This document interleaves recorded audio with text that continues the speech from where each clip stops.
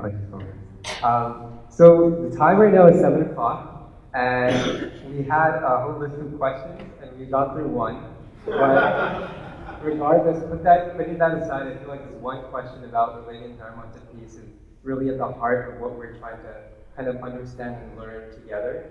So we thank you so much for sharing your own experience and your points of views.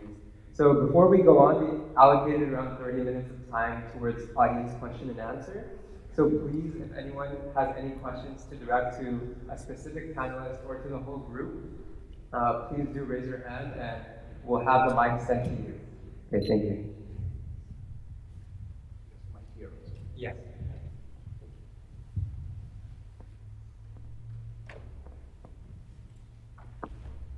Thank you for the panel. It's very, very enlightening. Bringing it back down to earth, because I think a lot of problems that we have about spirituality is abstraction. Our country is facing a crisis right now of proportions that we've never seen in our lifetimes. It's very alarming. Millions of people are going to be losing their health insurance. People are going to die prematurely because of it. It's going to be unnecessary suffering on a scale that's unimaginable. Unnecessary because of hatred, because of ignorance, because of belief systems. And that's just the beginning. The environment's under siege.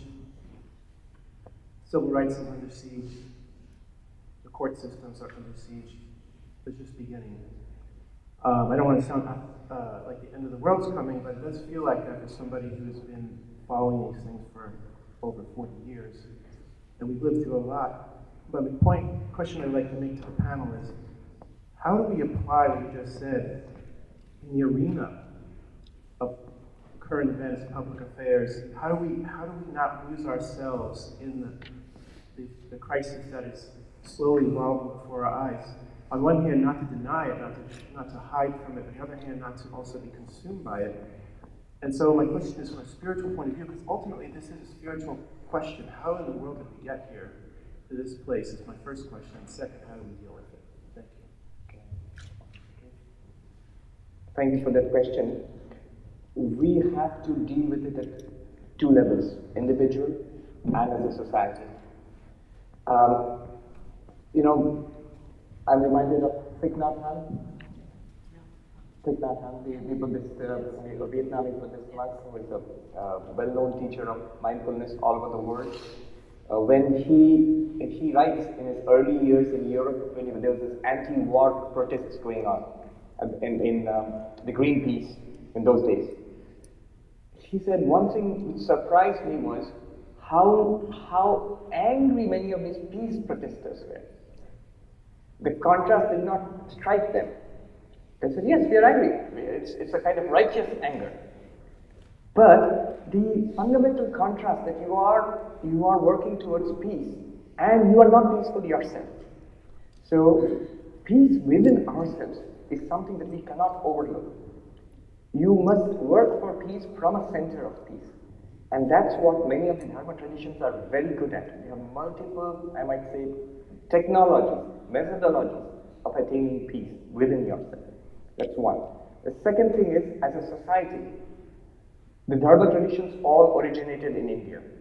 And I see more and more, as I see other societies outside India, to what a tremendous degree from ancient times, how harmony has been worked into the system.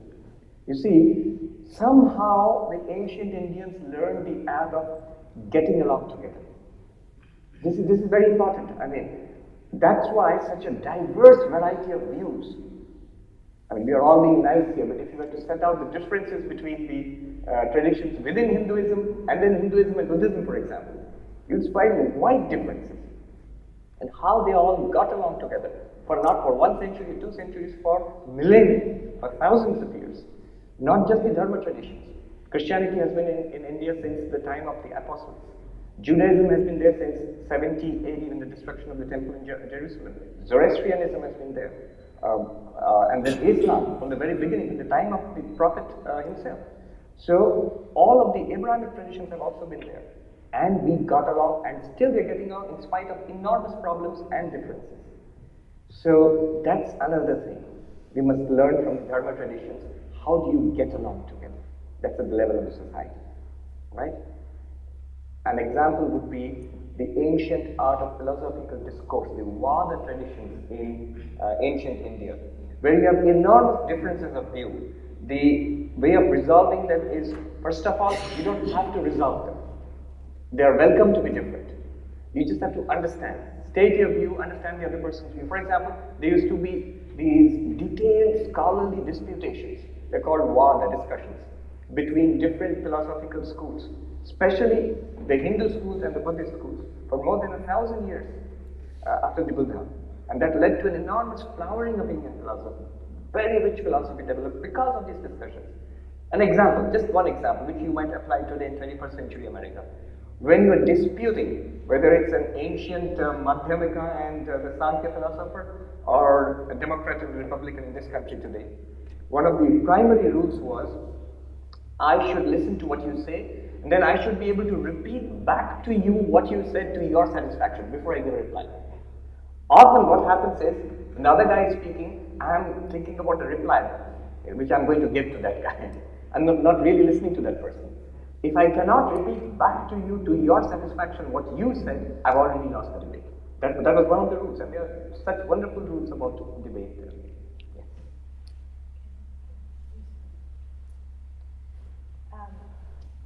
You've just asked the most important question of the evening, right? So I'm grateful, Swamiji, for what you shared, and the consciousness with which we approach this is paramount. But it is a practical issue, and I get that. So I'll just share kind of my own response, I've been watching my Facebook feed, and I see my friends going crazy, and you gotta call your senator about this bill, and you gotta call about that bill, and this person can't be, and I don't know what happened. We had the first African American president for 8 years, and this is something I was sharing with, I think my friends earlier. One thing I've learned is that the shadow never leaves the light. You never have a light without shadow. You might go into the light, you might rest in the light, but you never get rid of the shadow. And there's a wonderful Native American story, if you'll indulge me, that illustrates this. And it's the story of Crow. And Crow didn't like his shadow, and he hated his shadow. And he pecked and pecked and pecked and pecked and pecked and pecked and pecked and pecked and pecked until the shadow separated from him. And when the shadow was free, it turned around and ate him. We are in a position right now where we have denied a shadow in the United States for so long that it has now separated itself and is eating the entire society. The values of democracy, the basic things we grew up with are like, what happened? So, in the Kundalini Yoga tradition that Yogi Bhajan brought from India to the West, he taught certain meditations. Meditation when everything's going crazy. Meditation when you don't know what to do. Meditation when the stress is outrageous. And for myself, I've been teaching these online once a week because realistically, you need a strong nervous system and a strong glandular system to survive this. Your basic physiology is being attacked on a level it's never been attacked before. And you've got to build your grit and your strength, whatever practice you want to find. It's good to meditate and calm the mind. It's good to practice the martial art and strengthen the nerves. You've got to find your own strength to live through this. And the other thing is that, one thing that Yogi Bhajan said that I really loved, he said, don't live at each other, don't live with each other, but live for each other. And if there is ever a time in our history where we have to break out of the wall of my life, my profession, my family, my students going to college, my, and start living for each other, it's today. Live for the other person regardless of what that other person is or who they are or what they need. If you have some way to serve and help someone, serve them and help them. It's not going to make everything better. I don't know where this process leads. None of us do. There's a breakdown happening like we have never seen before. but it will give you the skill to navigate this time with an integrity and a heart where you can go to bed at night and say, at least I'm feeling positive about what I'm doing in this time and space that I have no control over. So that's what I'd like to offer.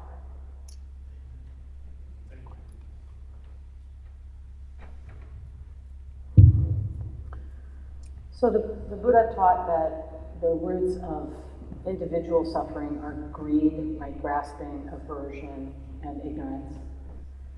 And I think that one of the things that Buddhism has learned through dialogue with the Abrahamic traditions, which emphasize social justice, is that social, structural, institutional suffering are caused by structural, institutional greed, hate, and delusion.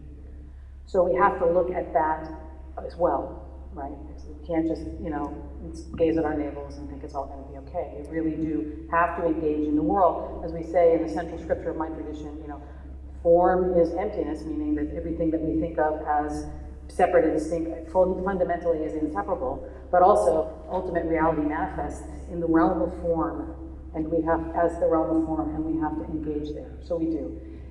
But what you said, I think, Swamiji, is so important, and it is that very insight that you were speaking about that is what caused me to turn to the Dharma.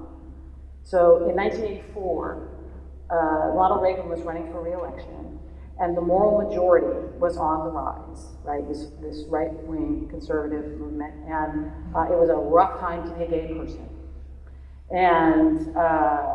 And there were lots of demonstrations in San Francisco, Bay Area, where I was, and the moral majority had its conference just before the Democratic National Convention in San Francisco, kind of as an in-your-face to the gay community. And I went there as a journalist to cover it, and there were lots of wealthy white people all congratulating themselves about how they were right and everybody else was wrong. And I remember one pamphlet that they showed showed a little blonde girl huddled in a corner, ponytails and shorts, adorable little pixie, doing this in a corner with a big hairy arm hovering over her with an axe. And the title of this pamphlet was Murder, Violence, and Homosexuality. And there was another version of it that showed a little blonde boy being dragged into a bathroom stall. And it was all about how gay people are inherently dangerous and must be neutralized from society. We are seeing that same kind of hateful rhetoric today, right? And yet, outside, the John Brown anti-Klan committee was screaming, "Go to hell, fall well, go to hell, fall well." And if he'd walked out the door, they would have lynched him from the nearest lamppost, right? It was war on every side, and I didn't know what to do about that. And I went to a Zen teacher, who said, we can't scream and yell and holler for peace. If we want to create peace in the world, we have to find out how to be it, which was, for me, at 19, a new idea. So I went off to a monastery and got real quiet, and at the very end of several months of meditation, I had a momentary experience where a person that I had encountered that day, who seemed the antithesis of everything I thought was good, right, and true, appeared before my eyes, and I recognized that I was who I was, where I was, doing what I was doing, because he was who he was, where he was, doing what he was doing, and that we were inseparable, and that I had exactly the capacity for self-righteousness and enmity as the people I criticized. And so for me, that was the pivot. Now, I have not totally learned that lesson. I'll be learning it for the rest of my life, but I think that we do have to stand for the vulnerable. We do have to engage in the political process. We do have to openly, debate and disagree with one another, but we have to do it without enmity.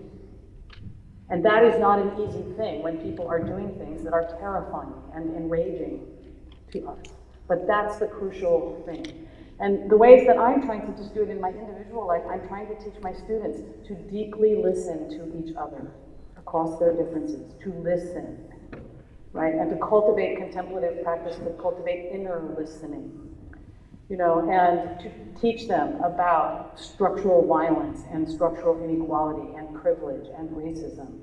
And to talk among the Buddhist student group about what Dharma has to do with how we relate to the people we encounter as we walk down the street every day, So we have to do it wherever we can on all sides, knowing that we are all in this together. And we have to do the best we can do, and also if we are attached to a particular outcome, a particular way that it's gotta work out or else, we are dooming ourselves to misery and frustration. So with karma yoga, as I understand it, you do the best you can in the spirit of giving and let go of the fruit of your labor. So I'd like to just add, I like the last sentence that you said. Usually, sometimes we're also attached to the end result, what we want. And you totally have to do your karma, because the end result is not in your hands. You perform. One thing you stressed on is listening. I think if we learn to be tolerant in most of this conflict can be resolved just by listening, and I totally agree. I think we all have the same viewpoint as we don't even want to listen sometimes. We want to shout, we want to say, we don't want to listen. And I think just sitting down and listening, I think that's a key, I think, to resolve a lot of conflict. We have to stand for, anything that is happening wrong. One thing is, there has been conflict. If you take the history, there always been conflict. If you look at Indian history, we always had issues with the religion. That's the primary thing. We always have it. But these times are different. Even us as individual humans, individual people, we are not really very well educated on our religion, whatever we follow. The conflict arises when you don't understand the full religion. Half knowledge is dangerous. And that's where the conflict happens. And we cannot, most of people don't stand up because they say, oh, I don't know the whole thing. Modern times are different. We have lots of distractions. Our kids are not as we were, and they don't get time from their TV, cell phones, studying. Religion is given the last priority. And I think that has to change. We as parents, first of all, need to get educated. We need to get our kids, no matter what religion you follow, as long as they know the concept, as long as they know the religion, that will make them change. The world is going where it is, it's because of ignorance. We're losing the core, and we're fighting for something that is for mostly ego or what I think is right. But I think the core studies of all religion is a whole piece. It's just having tolerance to listen to others. As at an individual level, we all need to contribute. We all need to make effort to study, to learn our religion and stand up. If you don't know, you will never stand up because you have the fear of someone asking you. And so individual level, I think we all need to do that. I think that's when it is a gradual change that we can bring. It happened gradually. It's not that it happened today. It's been going on, as you said. And it will take us. It is our time for enlightenment here. I think this is the time that we should think, what are we doing? Like, are we just wasting time socializing and on entertainment? Should we go back to our culture, how we were? And I think it's the time where we now flip and go back, learn, educate ourselves about our religion, educate our kids. And I think we can go back to our state where we were. These differences are just because we're ignorant about the core concepts. That's what I feel. I just want to add one quick thing. When I think about, our own, certainly, Buddhists have been in conflict with, say, Rohingya Muslims in Myanmar and with Hindu Tamils in Sri Lanka, and Japanese Buddhists were on board with Japanese imperialism, etc. So my own tradition has its history of violence, and I think that it teaches an important lesson, which is that when we blend religion and nationalism, we create a toxic brew. And so I think it's very important to remember that we have to, when that alliance happens, we have to challenge it because it's toxic.